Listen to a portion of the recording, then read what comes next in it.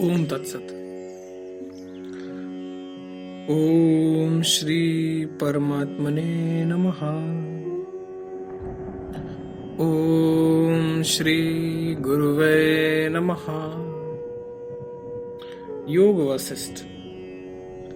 मन, अहंकार, वासना और अविद्या के नाश से मुक्ति तथा जीवन मुक्त पुरुष के लक्षण और महिमा का प्रतिपादन। श्री वशिष्ठ जी कहते हैं, रघुनंदन, जैसे मरुभूमि में सूर्य की किरणों से जल प्रतीत होता है, वैसे ही अहंता, ममता, राग, द्वेष आदि विकारों से युक्त और बिना हुए ही अपने स्वरूप को कायम रखने वाली माया से ही यह संपूर्ण जगत प्रतीत हो रहा है। जैसे बर्फ से भिन्न शुक्लता की कल्पना की जाती है, पर वास्तव में बर्फ और शुक्लता में परस्पर पार्थक्य नहीं, उसी प्रकार चित्त और अहंकार की पृथक कल्पना व्यर्थ ही की जाती है। वास्तव में उनका परस्पर कोई भेद नहीं है। श्री राम, मन और अहंकार इन दोनों में से किसी एक का विनाश हो जाने पर मन एवं अहंकार दोनों का विनाश हो ही जाता है। इसलिए अन्यान इच्छाओं का परित्याग करके अपने वैराग्य और आत्मा अनात्मा के विवेक से केवल मन का ही विनाश कर देना चाहिए। जैसे वायु वृक्ष में पल्लवों की पंक्ति को चलाता है, वैसे ही प्राण आदि वायु देह में अंगों की पंक्तियों को पर्याप्त रूप से चलाता है।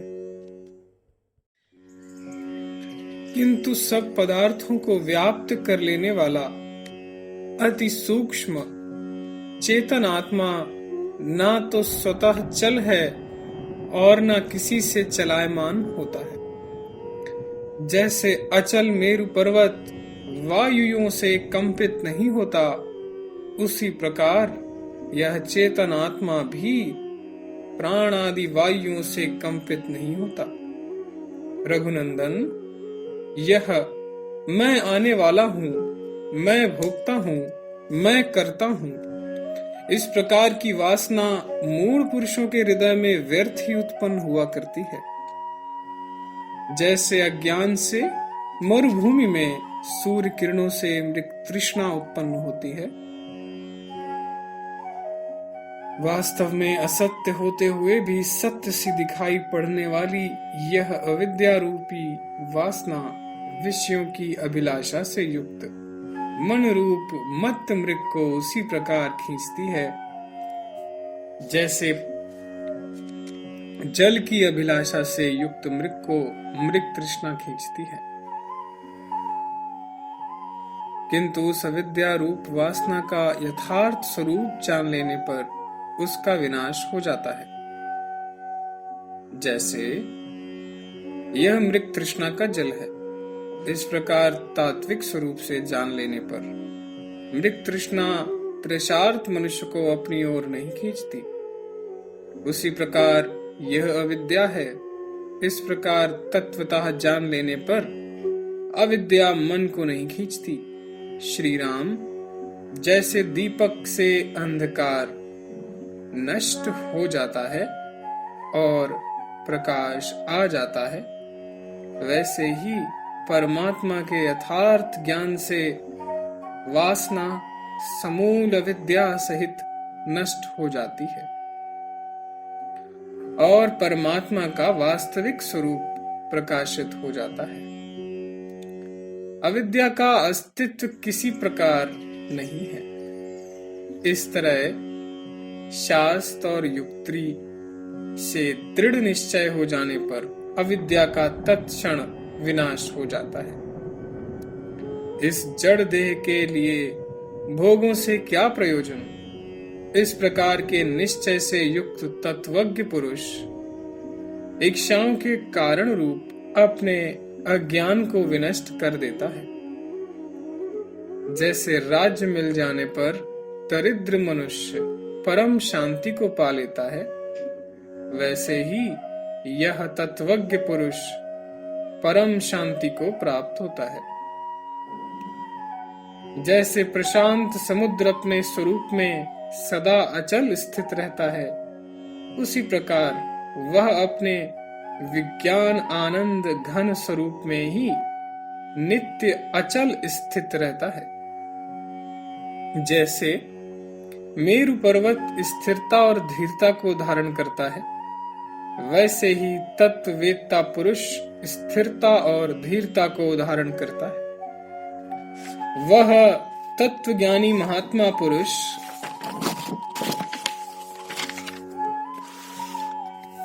अपने विज्ञान आनंद घन स्वरूप में ही सदा परम शांत और परम तृप्त रहता है। वह तत्वज्ञ महापुरुष उस संपूर्ण भूतों के आत्म स्वरूप, सर्वत्र व्यापक, सबके नियंता, सबके नायक, सर्वाकार और निराकार सच्चिदानंद घन परमात्मा के स्वरूप को अपना आत्मा जान लेता है।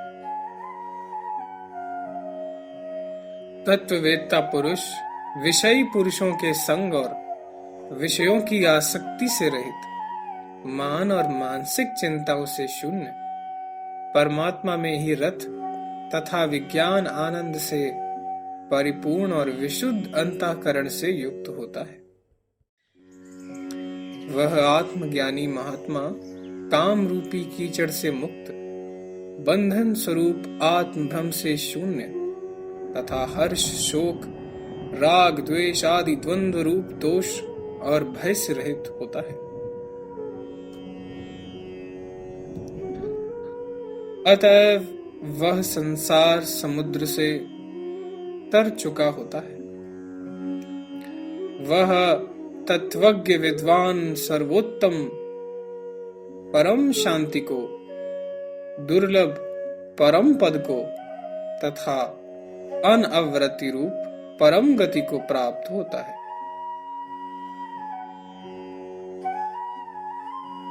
सभी लोग मन, वाणी और कर्म द्वारा इस महापुरुष के आचरणों के अनुकरण की इच्छा करते हैं, पर वह किसी प्रकार की इच्छा नहीं करता। सभी मनुष्य इसके आनंद का अनुमोदन करते हैं, पर वह किसी का भी अनुमोदन नहीं करता, उदासीन रहता है। तत्वज्ञ पुरुष ना तो त्याग करता है, ना ग्रहण, ना किसी की स्तुति करता है, ना किसी की निंदा, ना मरता है, ना जन्म लेता है, ना हर्ष करता है और ना शोक। वह समस्त आरंभों, संपूर्ण विकारों और सारी आशा, इच्छा, वासना आदि से रहित पुरुष जीवन मुक्त कहा जाता है। श्री राम मनुष्य को ना राज्य से, ना स्वर्ग से, ना चंद्रमा से, ना वसंत से और ना कांता के कमनीय संसर्ग से ही वैसे उत्तम सुख शांति प्राप्त होते हैं जैसे आशा त्याग से, क्योंकि आशा का त्याग ही सबसे बढ़ चढ़कर सुख शांति है। जिस परम निर्वाण रूप मोक्ष के लिए तीनों लोकों की संपत्तियां तिनके की तरह कुछ भी काम नहीं देती, वह आशा के त्याग से ही प्राप्त होता है। जिसके हृदय में आशा अपना स्थान कभी नहीं जमा सकती, संपूर्ण त्रिभुवन को तृण के सदृश समझने वाले उस विरक्त पुरुष की उपमा किससे दी जा सकती है? अर्थात किसी से नहीं। मेरे लिए या होना चाहिए और या नहीं होना चाहिए, इस प्रकार की इच्छा जिसके चित्त में नहीं होती, उस स्वाधीन चित्त वाले ज्ञानी महात्मा पुरुष की मनुष्य कैसे तुलना कर सकते हैं? श्री राम, तुम में ना तो आशाओं का अस्तित्व है और ना तुम्हारा आशाओं से किसी तरह का संबंध ही है। तुम इस जगत को मिथ्या भ्रम मात्र ही समझो, क्योंकि जैसे दौड़ते हुए रथ में लगे पहियों के ऊर्ध्व और नीचे प्रदेश में होने वाला घुमाव नेमी का आश्रय लेने वाले पिपीलिका आदि जीवों के पतन, पेषण आदि अनर्थों का ही कारण होता है, वैसे ही यह जगत भी उसका आश्रय लेने वाले, इसमें सत्य बुद्धि रखने वाले जीवों के जन्म मरण आदि अनर्थों का ही कारण है। रघुनंदन, यह संपूर्ण जगत परमात्म स्वरूप ही है, यहाँ नाना रूपता है ही नहीं। जगत को अद्वितीय परमानंद स्वरूप जानकर धीर महात्मा तनिक भी खिन्न नहीं होते।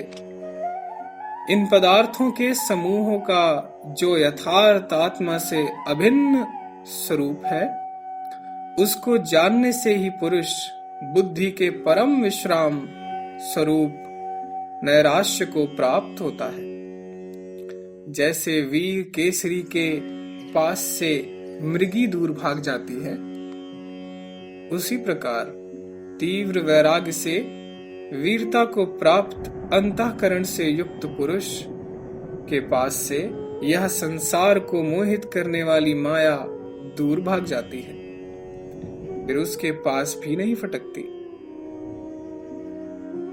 जिस प्रकार वायु पर्वत को ना आनंद दे सकता है, ना खेद और ना धैर्य से च्युत कर सकता है, उसी प्रकार ज्ञानी महात्मा पुरुष को ना तो विषय उपभोग आनंद पहुंचा सकते हैं, ना सांसारिक आपत्तियां हृदय में खेद पहुंचा सकती हैं, और ना दृश्य संपत्तियां धैर्य से च्युत कर सकती हैं। जिसके प्रति युवती स्त्रियां अनुरक्त हैं, ऐसे उदार बुद्धि तत्वज्ञ महात्मा के अंतःकरण में कामदेव के बाण छिन्न भिन्न होकर धूल के समान हो जाते हैं। उन युवती स्त्रियों का उस पर कोई असर नहीं होता। जो परमात्मा के स्वरूप को जानता है और मन इंद्रियों के वश में नहीं, उस महापुरुष को राग और द्वेष अपनी ओर आकृष्ट नहीं कर सकते। इस प्रकार वह जब राग द्वेष के द्वारा तनिक सा भी विचलित नहीं किया जा सकता, तब उनके द्वारा उसके आक्रांत जो लता और वनिता में एक सी दृष्टि रखता है तथा जो पर्वत की तरह अचल है, वह ज्ञानी पुरुष इन तुच्छ विषय भोगों में उसी प्रकार रमण नहीं करता जैसे बटोही मरुभूमि में रमण नहीं करता। जिसका अंतःकरण किसी भी भोग पदार्थ में आसक्त नहीं, वह तत्वज्ञानी महात्मा पुरुष बिना प्रयत्न के अपने आप प्राप्त अनिषिद्ध भोग पदार्थों का केवल शरीर रक्षा के लिए अनासक्त भाव से लीला पूर्वक सेवन करता है। काकताली या न्याय की भांति अनायास न्याय युक्त प्राप्त ललना आदि भोग समूह आस्वादित होने पर भी तत्वज्ञ धीर पुरुष को सुख दुख नहीं दे सकते, क्योंकि जिसने परमात्मा की प्राप्ति के मार्ग को भली भांति जान लिया है, उस तत्वज्ञ महापुरुष को सुख दुख तनिक भी विचलित नहीं कर सकते। इन विनाशशील विषयों को त्याज्य बुद्धि से देखने वाला वह मृदु दमनशील और संपूर्ण चिंता आदि ज्वरों से रहित ज्ञानी महापुरुष सब भूतों में अंतरात्म स्वरूप से स्थित आत्म पद का ही अवलंबन कर स्थित रहता है।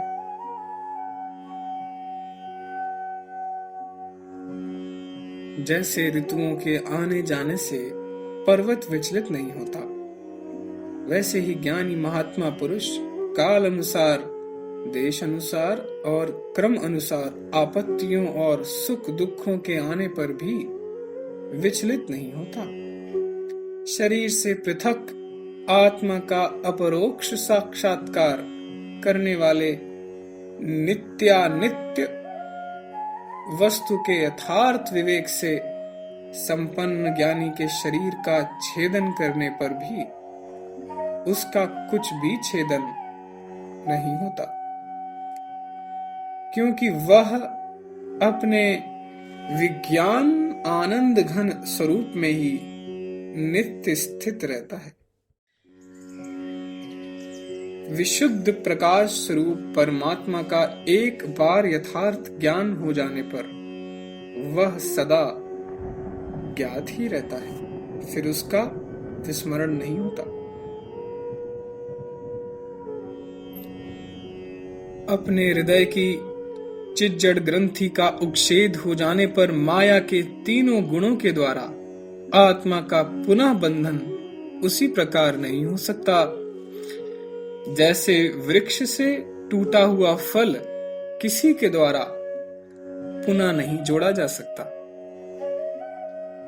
अविद्या का असली स्वरूप जान लेने के अनंतर कौन बुद्धिमान पुरुष फिर उसमें डूबता फंसता है, क्योंकि सांसारिक वासना विवेक पूर्वक बुद्धि के विचार से निवृत्त हो जाती है।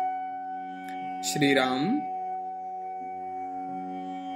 तत्ववेत्ता पुरुष रूप लावण्य युक्त कामिनी को भी चित्र में लिखित कांता की प्रतिमा की तरह ही समझते हैं, क्योंकि जैसे चित्र में चित्रित कामिनी के केश, ओष्ठ आदि अवयव, मशी, कुमकुम आदि रंग स्वरूप पांच भूतों को छोड़कर और कुछ भी नहीं, उसी प्रकार रूप और लावण्य से युक्त जीवित कामिनी के केश, ओष्ठ आदि भी पांच भूतों के स्वरूप से अतिरिक्त दूसरे कुछ भी नहीं। इसीलिए कांता प्रतिमा और जीवित कांता में तत्वतः समानता है। इस तत्व को जानने वाले विवेकशील विरक्त महात्मा पुरुष का जीवित कांता के उपभोग में आग्रह कैसे हो सकता है? जैसे पुरुष में व्यसन आसक्ति रखने वाली नारी घर के काम काज में व्यग्र रहने पर भी उसी पर पुरुष संबंध रूप रसायन का अपने अंदर आस्वाद लेती रहती है, उसी प्रकार व्यवहार करते हुए भी विशुद्ध परब्रह्म तत्व में उत्तम विश्राम को प्राप्त धीर तत्वज्ञ पुरुष उस विज्ञान आनंद घन परमात्मा के स्वरूप में ही मग्न रहता है।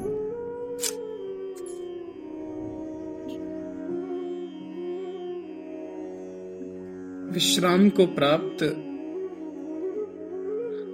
धीर तत्वज्ञ पुरुष उस विज्ञान आनंद घन परमात्मा के स्वरूप में ही मग्न रहता है।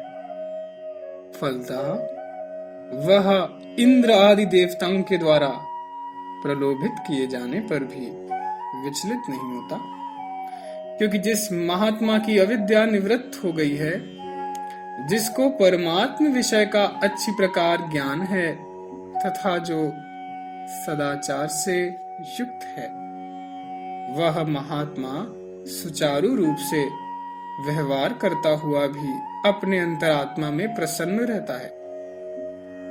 उसके शरीर का छेदन होने पर भी उसका छेदन नहीं होता।